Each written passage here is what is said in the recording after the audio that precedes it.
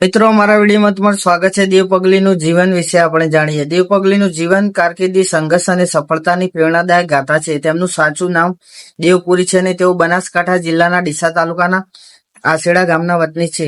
દેવ પગલીનું બાળપણ ગરીબીમાં વીત્યું. એક સમય એવો હતો કે તેમના પરિવાર પાસે શાકભાજી માટે મરચું અને હળદર ખરીદવાના પણ પૈસા ન હતા. તેમને બાળપણમાં ક્રિકેટર કે અભિનેતા બનવાનું સપનું જોયું હતું. અભિનેતા બનવાના સપના સાથે તેઓ ઘર છોડીને મુંબઈ ગયા હતા, જેણે તેમણે અક્ષય કુમાર અને સુનિલ શેટ્ટી જેવા કલાકારોને મળવાનો પ્રયાસ કર્યો, પરંતુ સફળતા ન મળી. નિરાશ થઈને તેઓ ક્રિકેટર બનવા માટે વડોદરા ગયા, જ્યાં ઇરફાન પઠાણના ઘરે તેમના પિતાજી પાસે મુલાકાત કરી. આખરે તેમને પોતાના જીવનનો માર્ગ સંગીતમાં શોધી કાઢ્યો અને ગાયક તરીકે નામના મેળવી.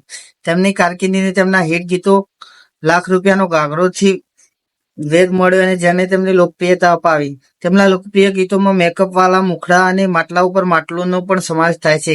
તેમની ગાયકીની શૈલી પરંપરાગત ગુજરાતી લોકસંગીત અને આધુનિક સંગીતનું મિશ્રણ છે.